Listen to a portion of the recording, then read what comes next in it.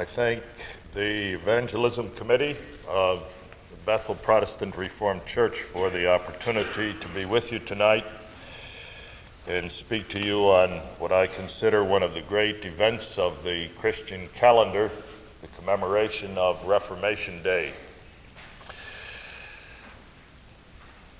The subject of this speech is the Reformation's great temptation, the temptation to which I refer in this title came to the Reformation very early in its history, and specifically came to Martin Luther, the reformer of Wittenberg. It held before Martin Luther the prospect of broadening immensely and widening enormously the horizons of the Reformation. And it suggested to Luther the possibility of embracing in the Reformation movement, which up until that time had been a rather small and insignificant movement in an obscure province in the northern corner of Saxony, of brighter days and of the inclusion of nearly all of Europe in the Reformation itself. It suggested to Luther the possibility that not only would the common people be attracted to the Reformation, but there was a distinct possibility that Luther's Reformation would be able to embrace the universities, the prestigious universities of Europe, the teachers who taught in these universities, and all the leading men of culture and learning throughout the entire continent. It was, from every conceivable point of view, a prospect that would certainly have filled the heart of the reformer with gladness, and an opportunity that he would seize upon with the greatest eagerness, if it were not for just one thing. In order for this to be accomplished, there was a price that had to be paid. And the price at one glance would seem to be a very small and insignificant price.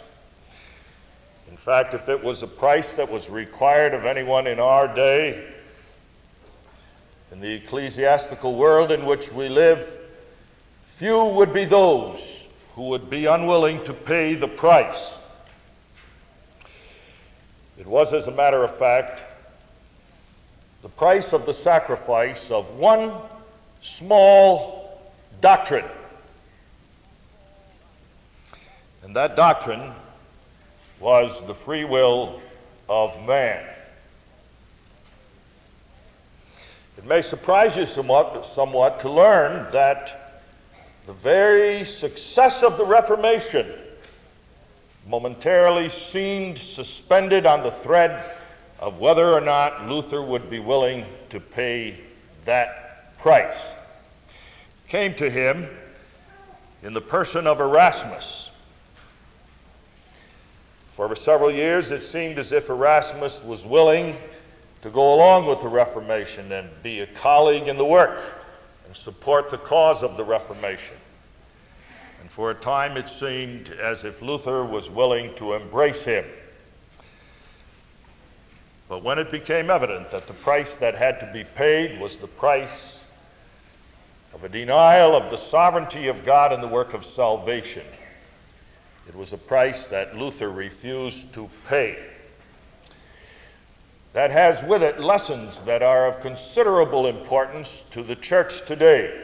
We commemorate the Reformation, and by commemorating the Reformation, we say, in effect, that we believe we are the spiritual children of the Reformation. And as the spiritual children of the Reformation, we are ready, as the Reformers were, to maintain with strength and vigor the doctrines of the Reformation, cost what it may. And that confronts us forcibly and inescapably with the question: is your profession to be a spiritual child of the Reformation one of genuine, heartfelt conviction, Or is it one that is made only because there is no price to pay, and because the stakes are not high, and because it's easy in an outward fashion to celebrate Reformation Day? Those are the questions. Those are the questions which you and I confront tonight. In order for us to understand the nature of this temptation which confronted Luther in the early days of the Reformation, we must say a thing or two about a movement in Germany and in France, and for that matter throughout the whole of Europe, which was contemporaneous with the Reformation, and in fact which began several centuries before the Reformation, and which has been called by all subsequent scholars the Renaissance. And I'm sure most, if not all of you, have heard at one time or another of the Renaissance. The Renaissance was a revival of learning in Europe after the dark days of the barbarian migrations. And it was a revival of learning that was sparked by the rediscovery of hundreds and hundreds of manuscripts which carried in them the remnants of the old Greek and Roman civilization that had perished with the barbarian invasions. Plato, Aristotle, Zeno, Cicero, Pliny, all the great writers and philosophers of Greece and Rome had written in their manuscripts priceless ideas which now entered into Europe and which sparked this great revival of learning which we call the Renaissance. That revival of learning which we call the Renaissance, however, was in its very core humanistic. And when I say that that Renaissance was humanistic, I mean by that it was man-centered. I have a quote here, which is a description of the Renaissance from an outstanding scholar of medieval history, herself an unbeliever, who describes the Renaissance in a very emphatic way when she says, at about the time Columbus discovered America, the Renaissance, which is to say the period when the values of this world replaced those of the hereafter, was in full flower in Italy. Under its impulse, the individual found in himself, rather than in God, the designer and captain of his fate. His needs, his ambitions and desires, his pleasures and possessions, his mind, his art, his power, his glory were the house of life. His earthly passage was no longer, as in the medieval concept, a weary exile on the way to the spiritual destiny of his soul. That is as accurate a definition of the Renaissance as one could possibly find. Man was the center of all things. The universe was his to have and to enjoy. It was there for his purposes, and all truth was to be measured by his standards. And yet at the same time, the Roman Catholic Church had embraced eagerly the Renaissance and had promoted it with vim and with vigor. And at the time when Luther began his work, the Renaissance had accomplished many mighty and noble deeds in Europe, including Germany, France, England, and all the rest. Among these mighty accomplishments of the Renaissance was certainly one of notable value, and that was the discovery of the old languages in which the scriptures had been written, the ancient Hebrew and Greek. And the Renaissance had sparked new biblical studies and new publications of new critical editions of the Greek and Hebrew scriptures. At the same time, the Renaissance was humanistic. I have to digress here for just a moment and make a few remarks which, although not directly related to my speech, I consider to be extraordinarily pertinent. If one would consult the scholars who have written concerning the Renaissance and the Reformation, almost without exception, including the noted Princeton scholar, Preserved Smith, than whom there is none greater when it comes to Reformation and Renaissance studies, you will discover that all of these men, without exception, to a certain extent, identify the Reformation and the Renaissance. They speak of the fact that really the Renaissance and the Reformation were one movement, one stream that ran in one riverbed in the course of history.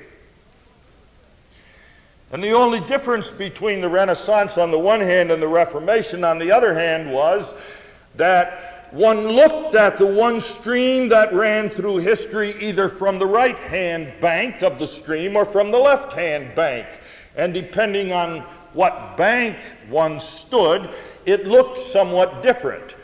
The Renaissance was the revival of learning, the spark that triggered the rise of the great universities of Europe, the movement that produced culture, art, and science, and all the rest.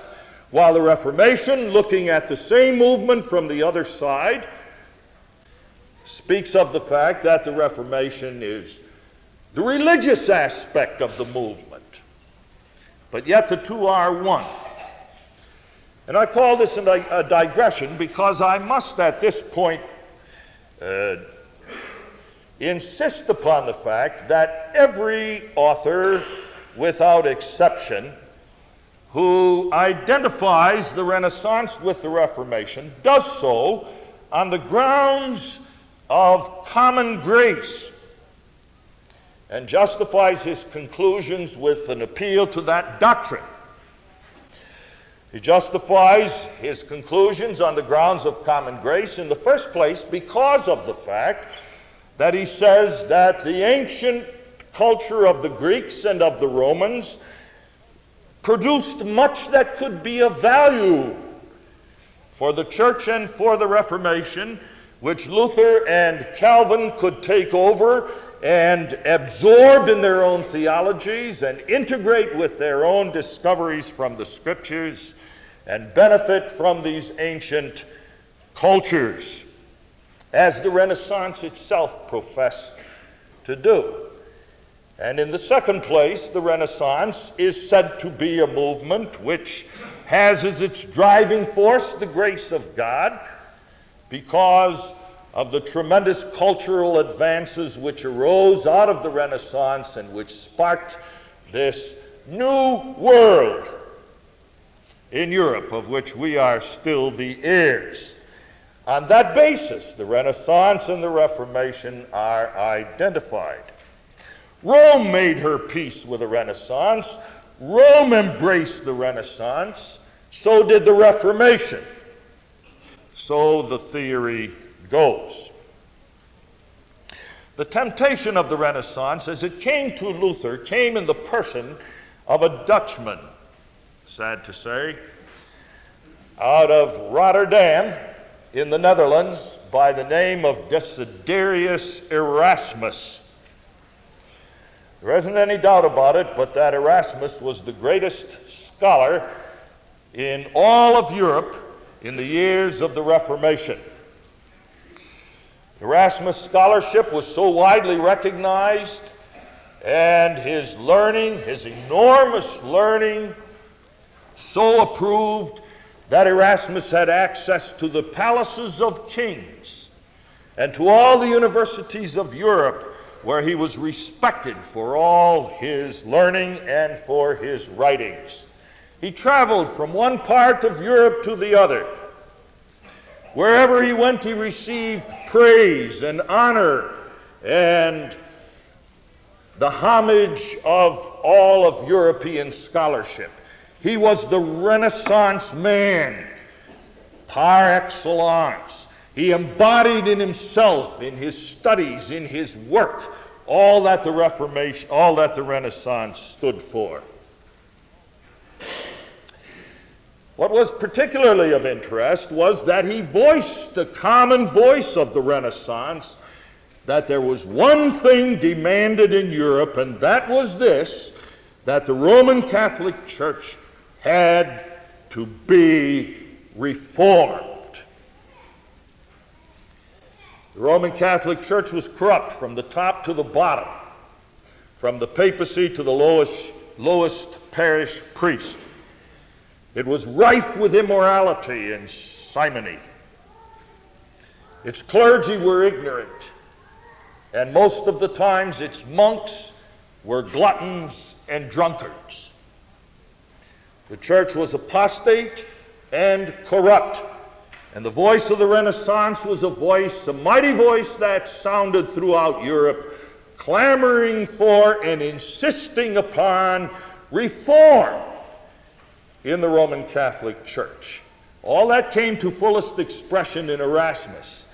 Those of you who know anything about the man will know that he wrote a book which is still available today, The Praise of Folly, in which, in biting satire, he condemned all the corruptions of the Romish Church and pleaded for reform. And so the question was not after all Erasmus and was not Luther striving for the same end? Were they not both reformers? In the early part of the history of the Reformation, there was a time when it seemed possible that these two would cooperate in their mutual venture. Luther even wrote a letter of encouragement, a pleasant letter, which, as a matter of fact, was rather unusual for Luther. A letter in which he opened the possibility of Erasmus cooperating with the work of reform, and although in somewhat a roundabout fashion, he suggested unmistakably to Erasmus that Erasmus would be a useful tool to bring about the reform which they both sought. And at the same time, Erasmus, who had read rather widely in Luther's earliest writings, and who saw in Luther an extraordinarily gifted man with much charisma, who could move the people, and who could therefore become also a powerful instrument for reform, especially because of his rapport with the common people who loved him. And so for several years after the Reformation began, the possibility was open for cooperation between Luther and Erasmus, between the Reformation and the Renaissance. And the temptation stood in all of its power before Luther. Join with the Renaissance, and the Reformation will widen its horizons. The Renaissance will open the door for you to all of Europe's universities. You will be able to lay claim upon all the citadels of learning and marshal all the forces of culture in your efforts to reform the church.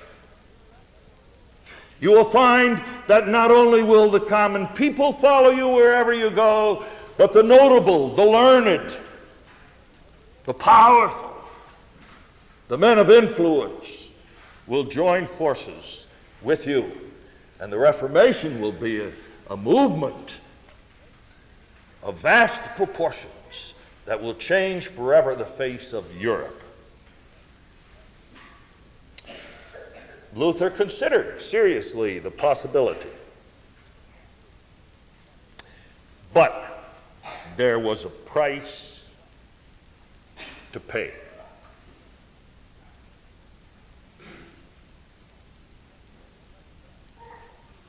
As the Reformation progressed,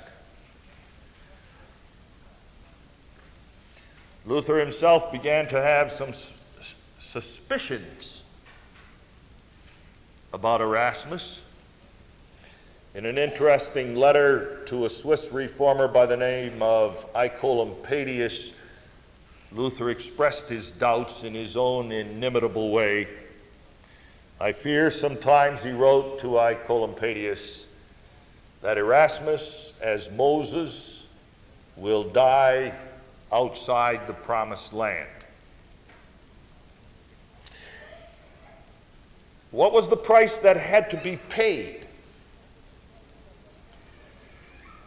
What was the price that Luther had to pay in order to obtain the favor of Erasmus and the cooperation of the men whom Erasmus represented? The price was this. Would Luther be willing to accept the doctrine of the freedom of the human will?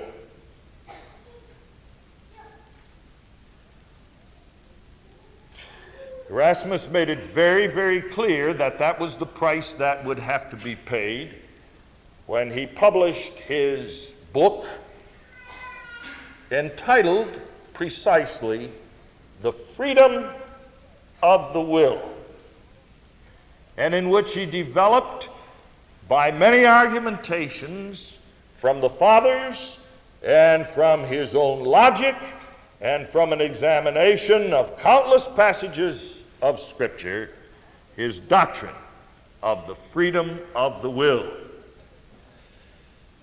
By publishing that book, he said to Luther, in effect, and Luther received it in that spirit, "Here is all my power at your disposal. I will willingly cooperate with you and make available to you all the resources of the Renaissance if you will adopt the doctrine of the freedom of the will." That was the price that had to be paid. Let me pause for a moment and let me ask you the question forthrightly. Let me put it to you as straight as I can. Would you quibble about that point? Would you make that one apparently insignificant doctrine of such importance that it would serve to you as a barrier in cooperating with others? Maybe you wouldn't. Maybe you would say, oh, we can't be bothered about such minute points of doctrine.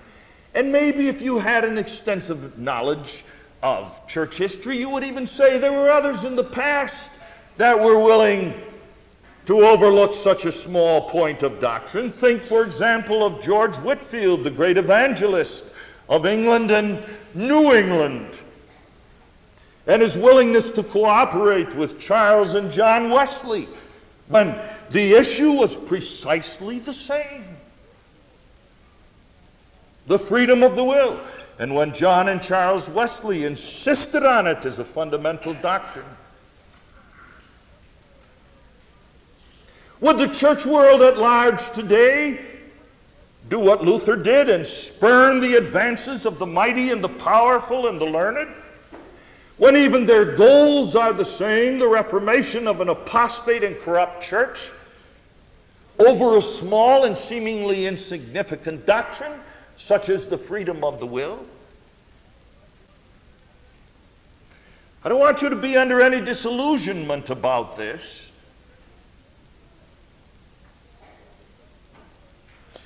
The alternative for Luther, if he turned his back on all that Erasmus had to offer to him, was a very limited influence in an obscure corner of Germany in the poor and despised province of Saxony.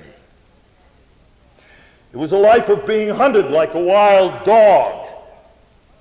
It was a life of loneliness, a life of constant fear of treachery in his own camp, a life of constant betrayal by those who professed support of him, as was the case, for example, with those miserable and wretched Zwickau prophets, the prefigures of the modern charismatic movement. And if you think I'm exaggerating, I'd like to call to your attention that as far as the Church of Rome is concerned, whose tentacles reached in every nook and cranny of the whole of Europe, Luther was an excommunicated man.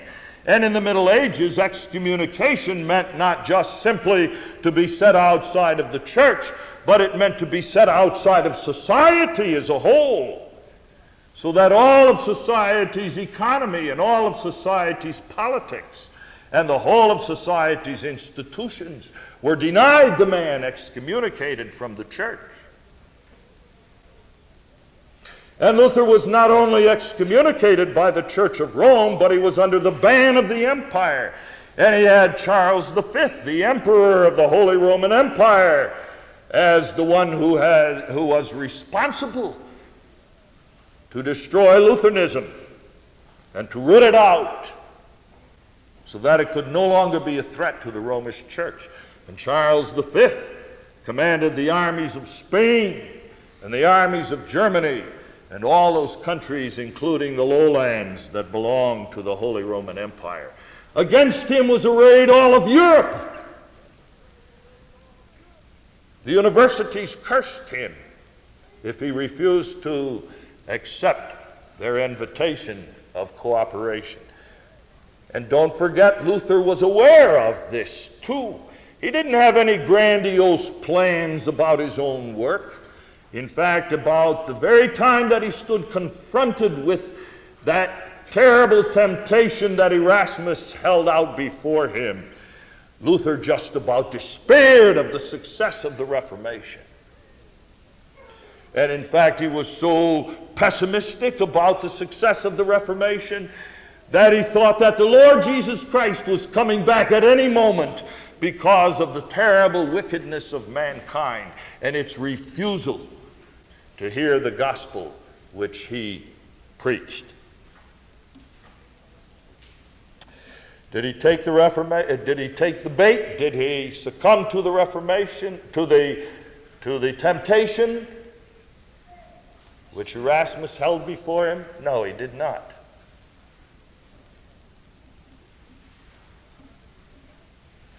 And he responded to Erasmus' book, The Freedom of the Will, with a book of his own. A book of such major importance and of such significance that on his deathbed, Luther said he did not care if all of his writings were burned, which on our shelf in the library numbers some 56 volumes, except, he said, for The Bondage of the Will and his commentary on the Epistle to the Galatians.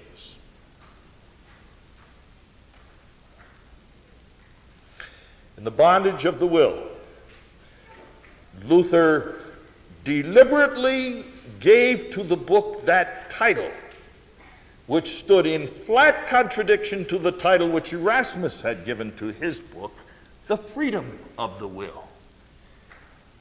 And the whole book, which every one of you ought to read at some time or another if you profess to be a genuine son of the Reformation or daughter of the Reformation. In that book, Luther said, the will is not free, but is bound. And by saying that, he said, though you hold before me all of Europe and lay it at my doorstep, I count it but manure for the sake of the gospel of Jesus Christ.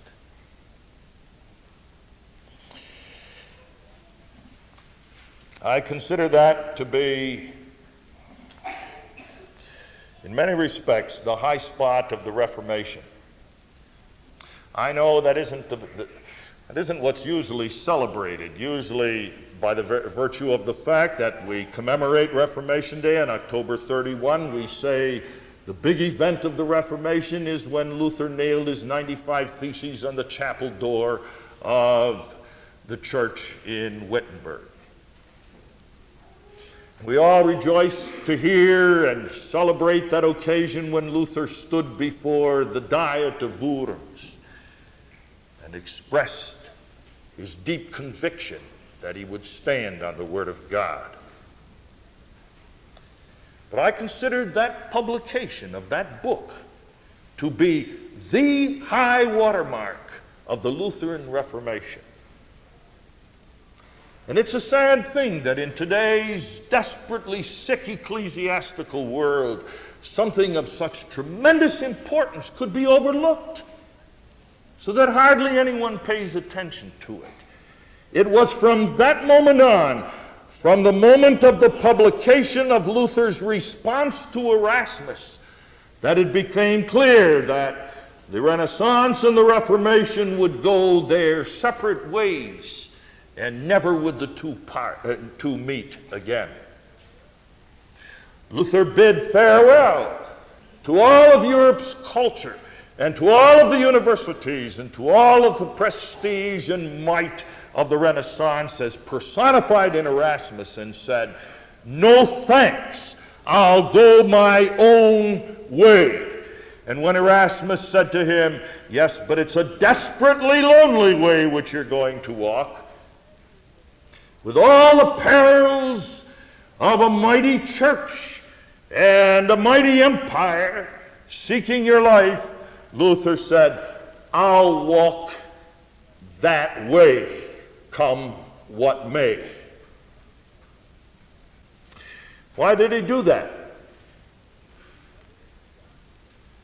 Why did he consider the doctrine of the freedom of the will to be of such crucial importance that he would break forever with Erasmus over that question? Well, there are a number of reasons for that. Reasons that we ought to know.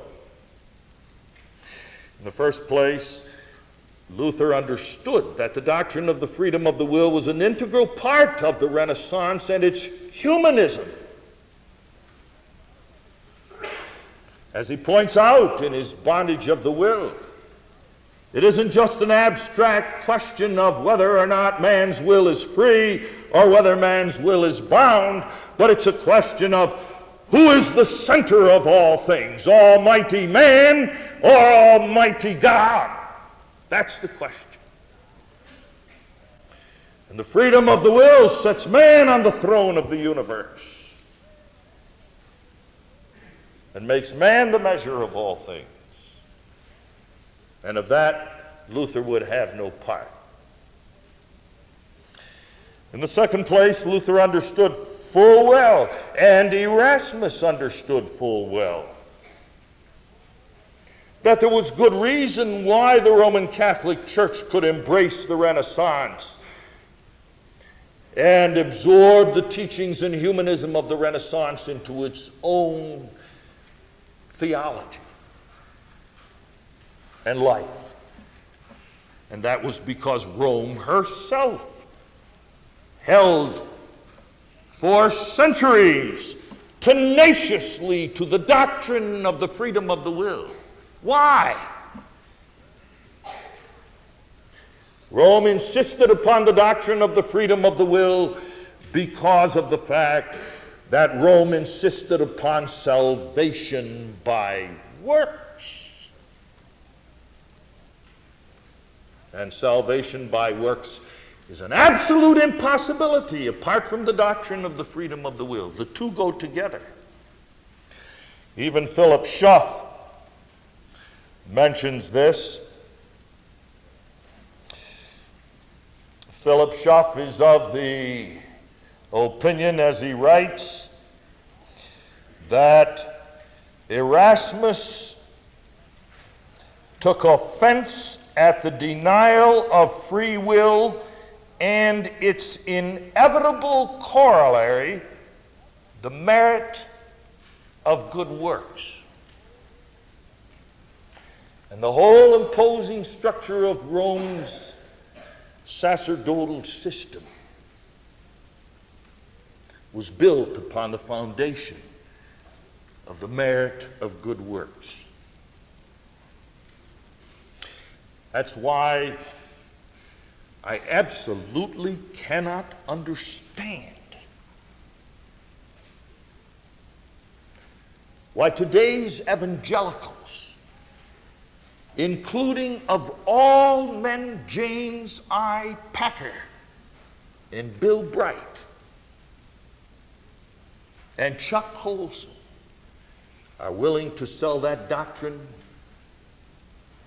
down the river for the sake of union with Rome.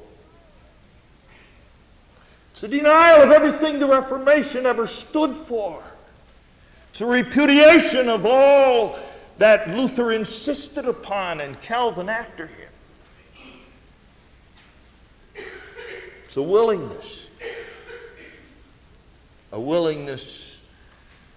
to kowtow to Rome and her terrible heresies.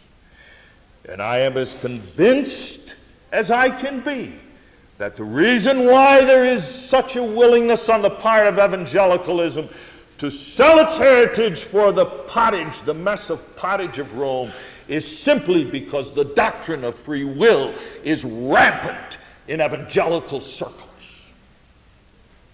I just read a book, just finished it yesterday, The Beauty of Holiness. Rather nice book.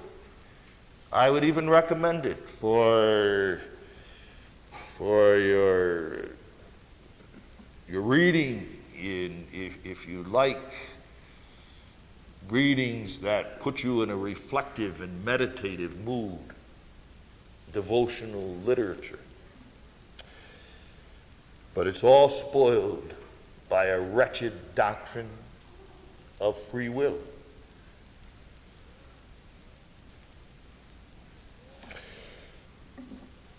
So that was the reason why Luther rejected it, because that was exactly the doctrine which was so integral to Rome's entire insistence on salvation by good works.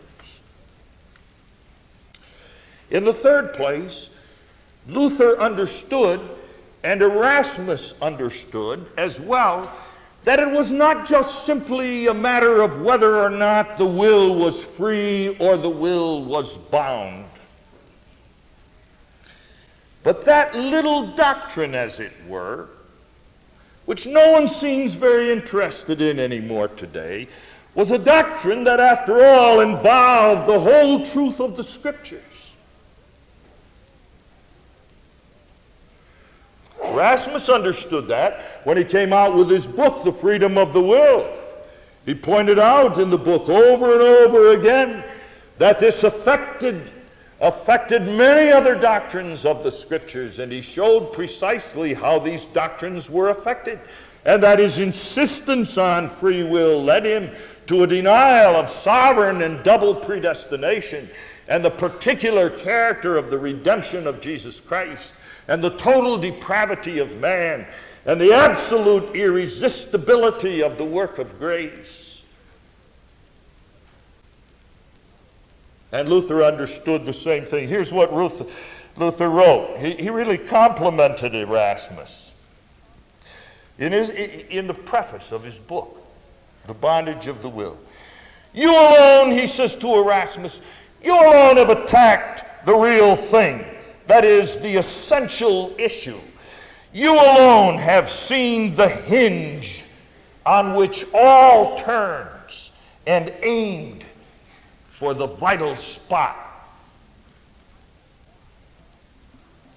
And that's precisely why, in his defense of the bondage of the human will, Luther goes at great pains to defend all the doctrines of sovereign and particular grace, including sovereign and double predestination. And Luther's statements about God's work of sovereign and double predestination are as strong as anything Calvin ever wrote, including what Calvin wrote in his treatise on the eternal predestination of man. So the third reason why Luther rejected that temptation was because of the fact that all the cardinal and key doctrines of the Scriptures were at stake.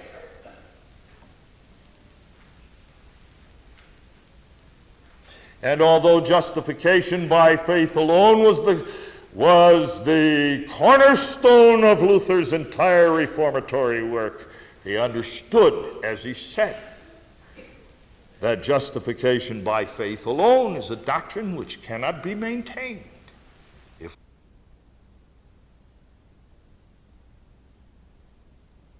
if one gives in to the doctrine of the freedom of the will.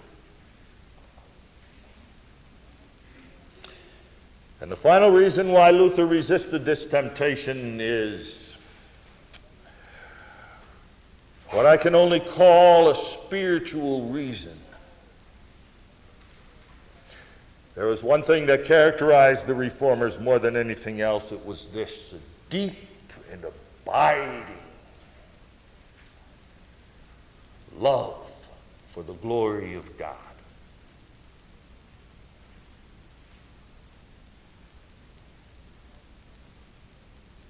Calvin later was called by his enemies and by his critics a God-intoxicated man. I really can't think of anything nicer to call a man. God intoxicated, drunk with God.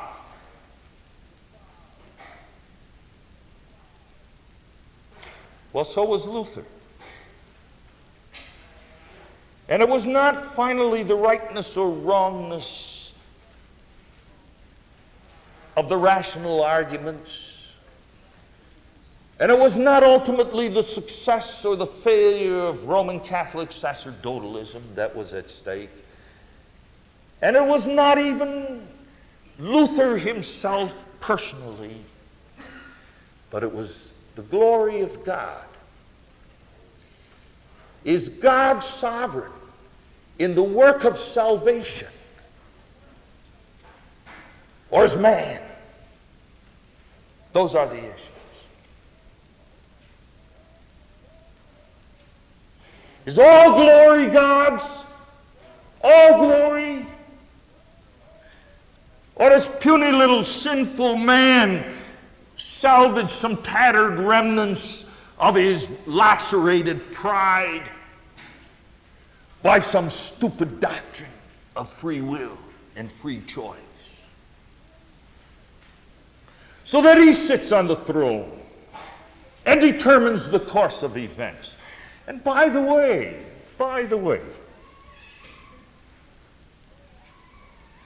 there is a growing movement in Reformed circles of considerable importance and of considerable influence, which carries this whole idea over into what is being increasingly called process theology. And while that's only a fancy name for something of an old heresy, process theology means this: that really all that God who sits in the heavens does in his eternal purposes and works is react to what man does. A sovereign God who is ruler of all, a sovereign God who holds the worlds in his hands, a sovereign God who determines the activities of all men, including the wicked, and rules sovereignly over devils and the prince of devils himself, is a God whom no one wants.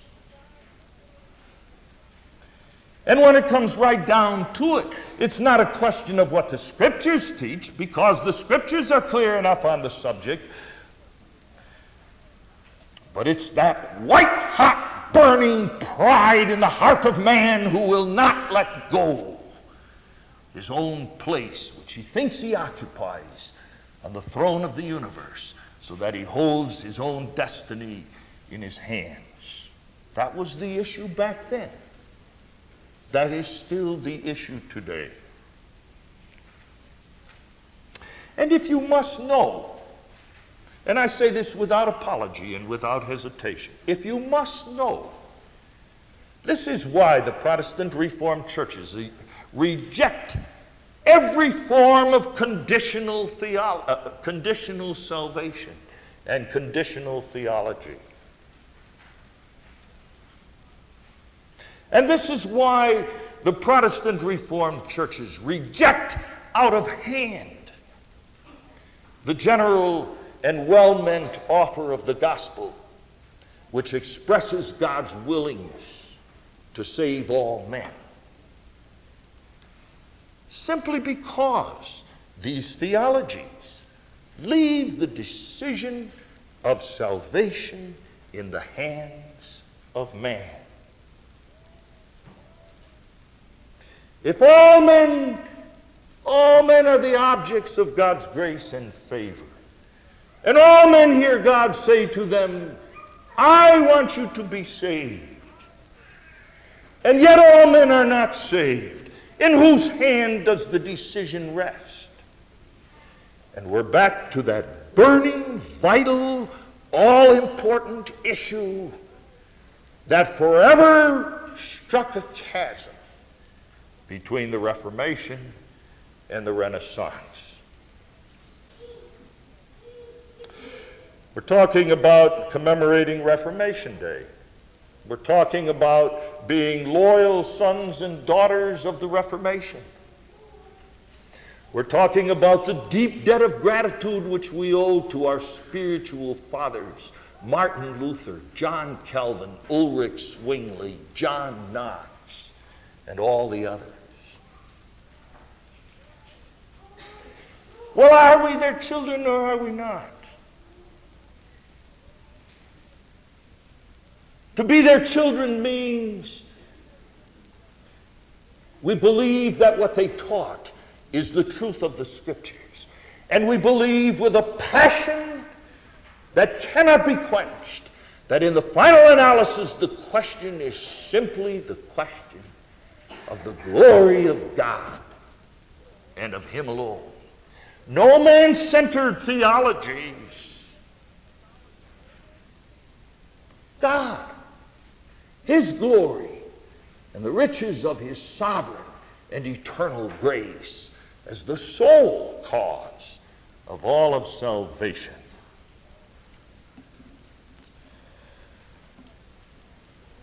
How far does that kind of a thing go in today's world?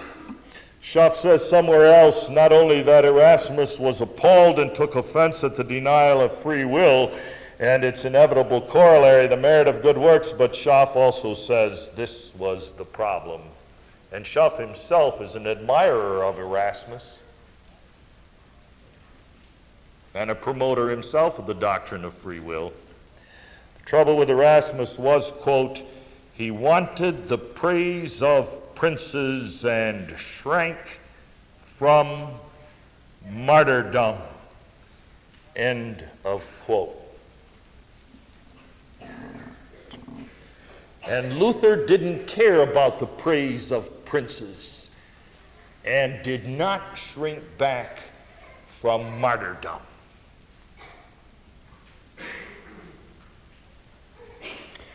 And that speaks to me of the fact that so were these men gripped in the depths of their souls by the all-consuming truth of the glory of Almighty God, that no price was too great to pay in the defense of that truth.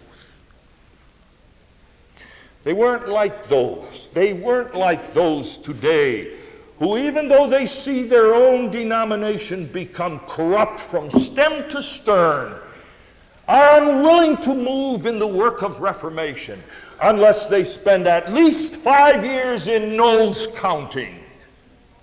How many are going to go along? Do we have enough people? How many congregations will follow us? Who will be our leaders? And they're so wrapped up in nose counting that they never quite get around to reformation, because numbers is the all-important thing. If Luther had been moved by numbers, Erasmus held the prospect before him of numbers.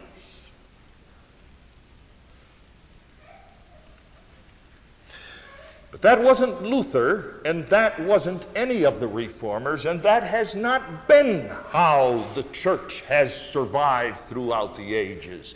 It has survived by a work of grace in the hearts of God's people, which enabled them, come what may, to stand alone for the cause of the truth of God. And I'm in dead earnest about this, too. Do you think there ever would have been a reformation of the Dutch churches in the Netherlands if Hendrik de Kock had counted noses? But instead he sat there with his 2 elders and 2 deacons in the smoky, candle-lit, dark room of his little church in Ulrum, when the whole might of the state church was against him, and signed his declaration of reformation with his elders and said, we don't care what anybody else does, even if we have to stand alone. This is where we stand. That's to be a child of the Reformation too. You who are called to stand for the truth of the Scriptures, that's to be a child of the Reformation. Are you ready to do that? Oh, it's easy to do it now when everything's hunky-dory, and when you have a nice church to worship in, and when the money rolls in thick and fast, and when you have an easy life of it. But what if martyrdom is the cost? What if you have to stand alone? In the formative years of my life, as a matter of fact, when I was attending college, I attended a meeting of classes east of the Protestant Reformed churches.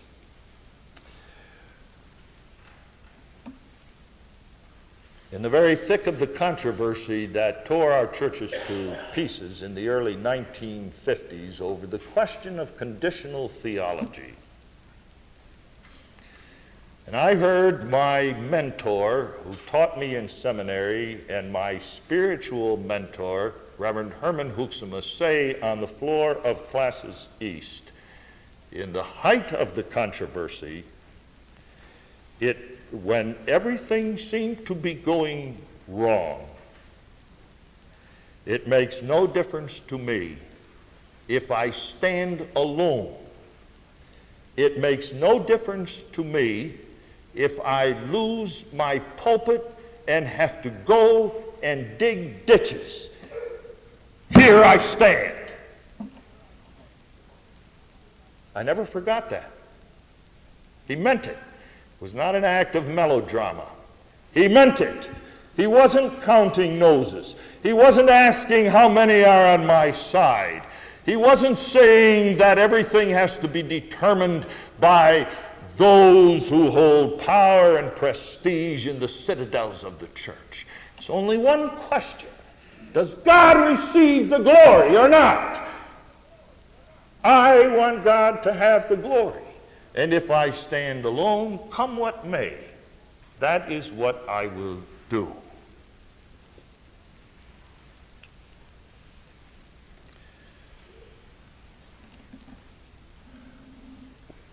The Christian is really always confronted with some such temptation as the reformers were.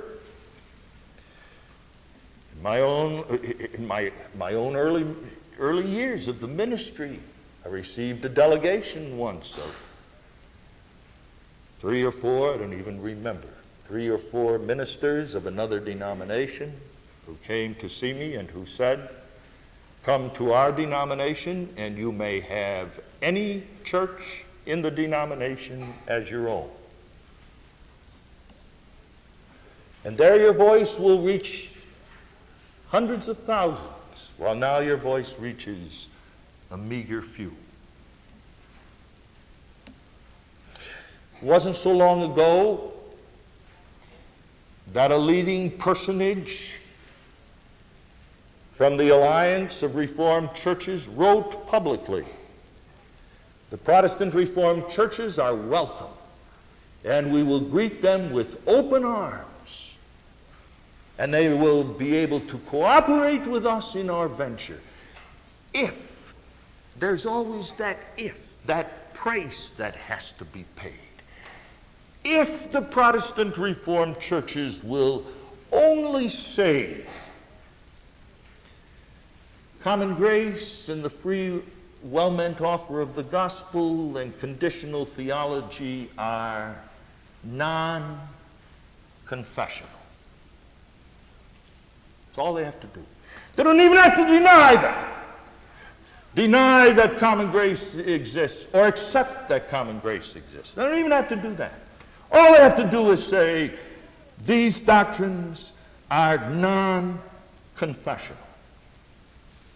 Which is, of course, the same thing as saying these doctrines are non-biblical. Extra matters about which we can talk. That's the price that has to be paid. You almost are inclined to say, such a small price? Aren't you willing to pay it? For the sake of unity, for the sake of harmony, for the sake of cooperating with others, for the sake of becoming large, for the sake of numbers, what a small price to pay. It's always that, you see. It's always that.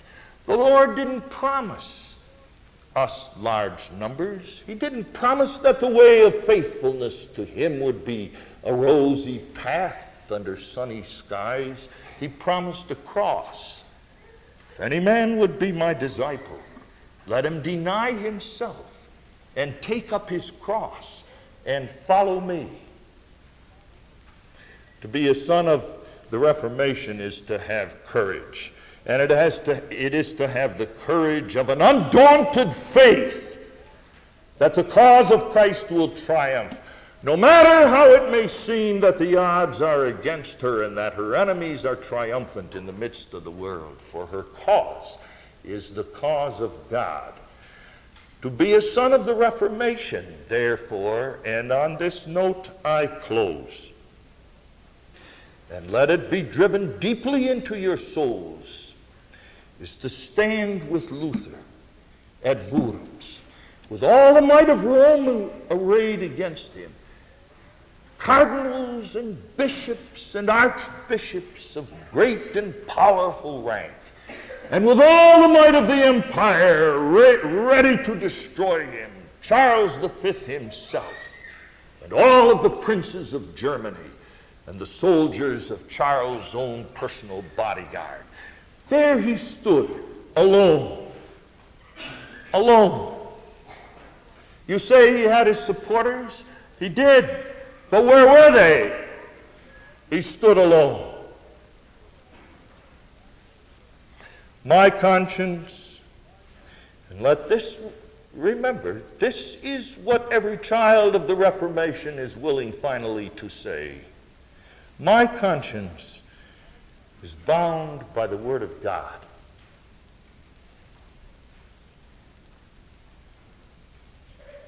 I cannot do aught else.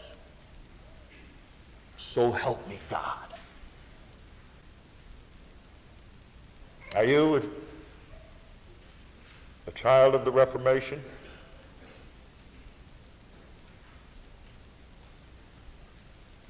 May God grant it. Thank you.